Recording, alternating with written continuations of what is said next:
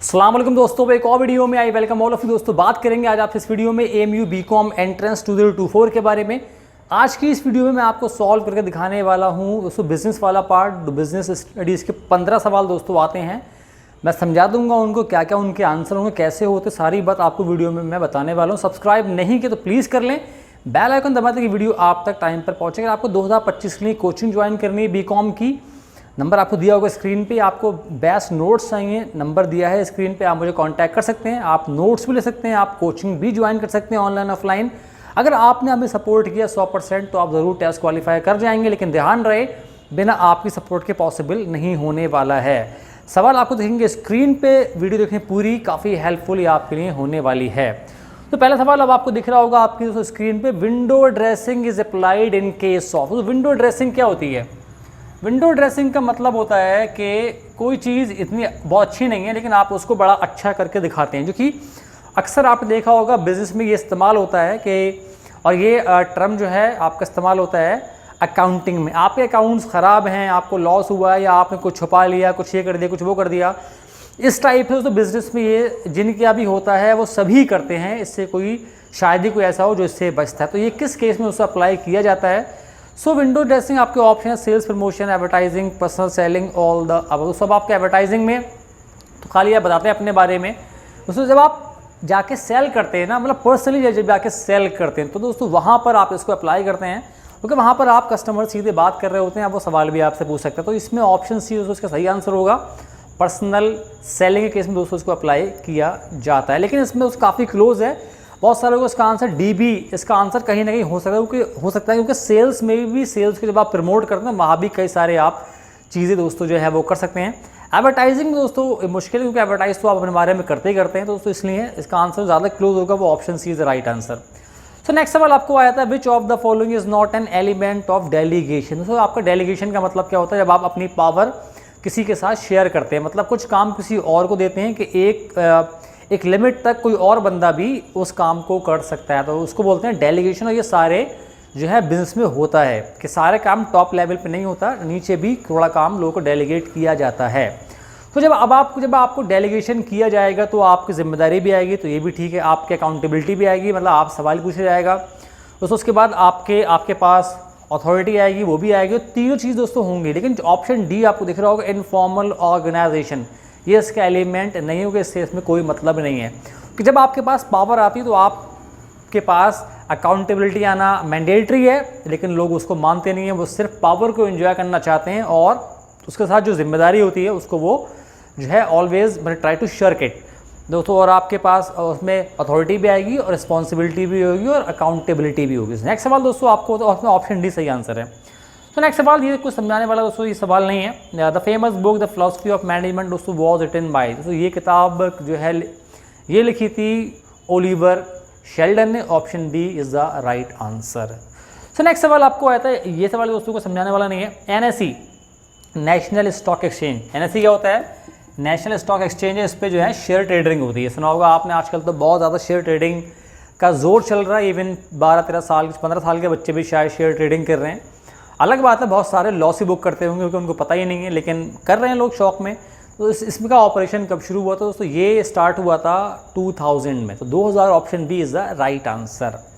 सो next सवाल आपको आया था, which of the following is the cheapest method of selling new securities. मतलब आपको नए शेयर जब आपको बेचने हैं बाजार के अंदर, उसका चीपेस्ट दोस्तों मेथड कौन सा होता है? पहला दोस्तों ऑप्शन है राइट इशूज़, दूसरा दोस्तों ऑप्शन है sales through clearing houses, third दोस्तों ऑप्शन है direct sale to public through prospectus, none of the above. दोस्तों राइट इशू क्या होता है? जब आप एग्जिस्टिंग शेयर होल्डर को पहला राइट देते हैं, आप नए शेयर इशू करते हैं और लेकिन पहला राइट जो है ना उस पर जो एग्जिस्टिंग शेयर होल्डर होते हैं उनको जाता है। तो यहाँ दोस्तों आपको मार्केटिंग वगैरह करने की कोई ज़रूरत नहीं होती, एडवर्टाइजिंग करने की आपको कोई ज़रूरत नहीं, आप सीधा उनसे बात करते हैं, उनको शेयर ऑफर करते हैं। तो ये चीपेस्ट मेथड है। सेकंड वाले दोस्तों आपको सेल्स थ्रू क्लियरिंग हाउसेज जो होते हैं, बड़े बड़े बैंक्स होते हैं, उनको दोस्तों आप तो उनसे वो थोड़ा बाहर के मामले हो गया। थर्ड दोस्तों है आप पब्लिक को बेचें, लेकिन वहाँ पर आपको छपाई कराना पड़ेगी, उसकी एडवर्टाइजिंग कॉस्ट पे करना पड़ेगी, फिर आपको उसको मार्केट करना पड़ेगा, तो ज़्यादा पैसा लगे। तो दोस्तों राइट इशू सब सस्ता होता है क्योंकि इसमें आप एग्जिस्टिंग शेयर होल्डर को पहला शेयर ऑफर करते हैं, अगर वो नहीं लेते फिर आप आगे बढ़ते हो। तो ये दोस्तों ऑप्शन है is the right answer. So next सवाल आपको आया था MCX SX क्या होता है? तो ये आपका जो है स्टॉक एक्सचेंज है ये भी, लेकिन ये मल्टी कमोडिटी एक्सचेंज दोस्तों ये है। तो इसमें ये दोस्तों ऑनलाइन ये आपका इस पर भी ट्रेडिंग होती है, तो option C is the right answer. मेरे को समझाने वाली बात दोस्तों नहीं है। सो नेक्स्ट सवाल आपको आया था न्यू इशू मार्केट, है ना। New issue market is an exam integral part. अब कई बच्चों को ये समझ में नहीं आया होगा कि न्यू इशू क्या होता है। सो न्यू इशू का मतलब होता है जब आप अपने शेयर पहली बार दोस्तों मार्केट में लेके आते हैं, या आप मान लें कि दोबारा से शेयर इशू कर रहे हैं, से अभी इससे पहले आया था राइट इशूज़, तो वो किस मार्केट में यू आर गोइंग टू। तो आप जाते हैं कैपिटल मार्केट में to raise money for your business, है ना। You offer your shares to the public for money so that you can fund your operations with that money. तो उसमें दोस्तों आप कहाँ जा रहे हैं, आप कैपिटल मार्केट में जा रहे हैं। तो option B is the right answer. So next सवाल आपको आया था तो कोऑर्डिनेशन। तो कोऑर्डिनेशन इज आपके ऑप्शन है function of management, second option is the essence of management, third option is combination of fair input, and option D is आपका none of the above.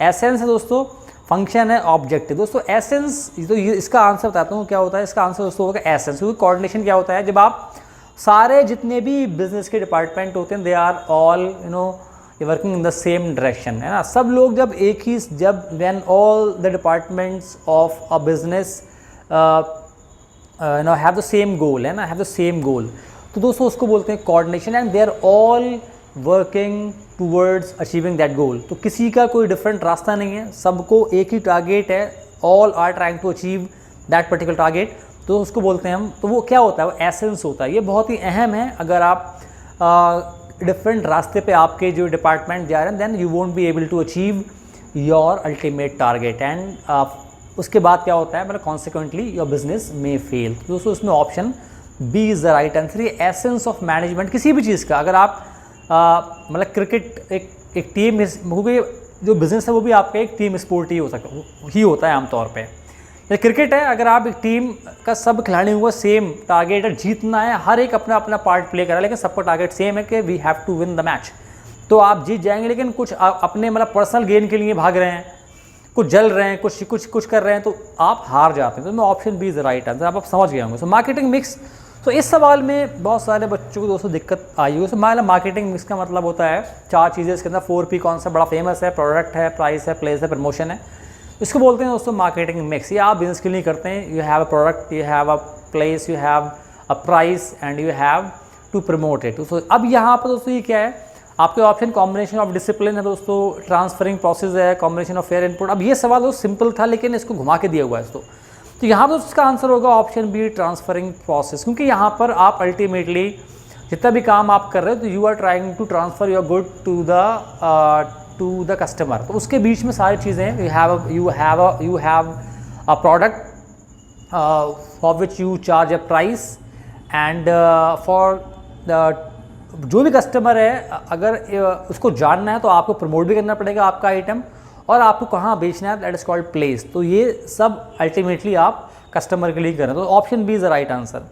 So next सवाल आपको आया था, which of the following is not a principle of management given by Taylor. तो Taylor ने scientific management के principle दोस्तों दिए थे, तो 4 दोस्तों दिए थे। यहाँ पर आपका science not rule of thumb, इसका मतलब होता है कि आपको साइंटिफिकली सोचना है, रूल ऑफ थंब की तरह नहीं सोचना है। मतलब आप ये सोचे कि what ever I am doing, I am saying is correct unless someone else, मतलब या तो कोई दूसरा बंदा जो है वो कॉन्ट्राडिक्ट करता है विद प्रूफ। ऐसा नहीं कि मैं कुछ बोल रहा हूँ, दूसरे वाले के पास भी कुछ नहीं है, वो कुछ भी बोलता रहे। तो साइंस ये है। तो नेक्स्ट सवाल, नेक्स्ट आपका ऑप्शन है मतलब फंक्शनल फोरमैनशिप। तो ये ही इसका आंसर हो, ध्यान रखिएगा। ये टेक्निक का पार्ट है, टेक्निक दी थी उसने, उसका एक पार्ट है फंक्शनल फोरमैनशिप, लेकिन प्रिंसिपल नहीं है। तो थर्ड भी है आपका मतलब मैक्सिमम नॉट रेस्ट्रिक्टेड आउटपुट। इसका मतलब होता है कि जितने भी एम्प्लॉयज़ हैं, so they have to work to their मतलब फुलेस्ट मतलब potential, so that the production मैक्सिमाइजेज।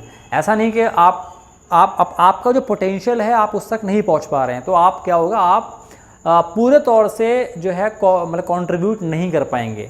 तो इसमें ऑप्शन दोस्तों ये भी है। और लास्ट दोस्तों है हार्मनी नॉट डिस्कॉर्ड, मतलब जितने भी काम कर रहे हैं आपके labour, they must always be मतलब वर्किंग इन हार्मनी, मतलब सबके अंदर एक खुशगवार माहौल हो, सो दैट सब काम कर पाए, लड़ाई ना हो बार बार, उससे क्या होता है काम ठप होता है और माहौल ख़राब होगा और ultimately your business suffer. So option B is right answer. ये टेक्निक का पार्ट है, प्रिंसिपल का पार्ट नहीं है। सो नेक्स्ट सवाल आपको आया था कंज्यूमर प्रोटेक्शन एक्ट। दोस्तों इसमें को समझाने वाली बात नहीं, 1986 में दोस्तों ये पहली बार आया था, बाद में दोस्तों ये 2019 में दोबारा भी इसमें इतना चेंजेस हो चुके हैं। नेक्स्ट सवाल दोस्तों आपको आया था, in general if a general manager asks the sales manager to recruit some salesman on his behalf, it is an example of. अगर कोई जनरल मैनेजर आपसे कहता है कि भाई आप नए बंदों को लेके आइए, आप रिक्रूट करिए, तो ये किसका एग्जाम्पल है? आप ऑप्शन है division of authority, second option is decentralization of authority, third है आपका डेलीगेशन ऑफ अथॉरिटी, तो फोर्थ ऑप्शन है डेलीगेशन ऑफ रिस्पॉन्सिबिलिटी। तो अब यहाँ पर इसके दोस्तों आपका option C is the right answer, delegation of authority. आप किसी और को भी ये राइट दे रहे हैं कि वो फैसले दोस्तों जो है वो कर सकता है। तो यहाँ पर क्या होगा? ऑप्शन दोस्तों C is the right answer. आप डेलीगेट कर रहे हैं, you are transferring some of your powers to someone else. तो इसमें option C is the right answer. So next सवाल आपको आता है प्रोपाउंडर ऑफ एडमिनिस्ट्रेटिव मैनेजमेंट। तो ये भी कोई समझाने वाली बात नहीं है। इसका दोस्तों आंसर है फेयोल। बहुत ही फेमस है दोस्तों हेनरी फेयोल ने 14 इनके वो हैं प्रिंसिपल, जिसके जो उन्होंने बताए थे कि अगर आप इनको लगाएंगे then your company will succeed, है ना। तो option C is the right answer, Henri Fayol. अब समझाने वाली बात दोस्तों इसके अंदर कुछ भी नहीं है। सो अगला सवाल आपको आया था ट्रेजरी बिल्स, है ना। ट्रेजरी बिल्स आर बेसिकली, तो ट्रेजरी बिल्स क्या होते हैं? आपके ऑप्शन है an instrument to borrow short term fund, an instrument to borrow long term fund, an instrument of capital market, none of the above. दोस्तों अब यहाँ पर ट्रेजरी बिल क्या होते हैं? जो कि सरकार जो इशू करती है शॉर्ट टर्म फंड को हासिल करने के लिए, और ये 1 साल से कम तक होते हैं। मे बी ये 3 महीने का टाइम ज़्यादा होता है, लेकिन 1 साल के अंडर में सरकार इनको दोबारा आपसे ले लेगी, तो आप इनको बाई कर सकते हैं जब भी सरकार लेके आए। तो ये आपका शॉर्ट टर्म फंड बोरो करने का एक इंस्ट्रूमेंट है for the government. So next सवाल आपको आया था द सेल्स इनकम, है ना, credit and cash of a business during a given period is called. एक बिजनेस का एक टाइम के अंदर जितना भी उसने सेल्स की है, चाहे कैश में चाहे क्रेडिट में, उसको हम क्या बोलते हैं? आपके ऑप्शन है transaction, sales return, purchase return, turnover. उसको बोलते हैं टर्नओवर, है ना। कितना बिजनेस ने 1 साल में सेल्स की। ध्यान रखिएगा, जो आपका टर्नओवर होता है इट इज़ नॉट प्रॉफिट। इसका मतलब होता है total sales of the business called its turnover, it is not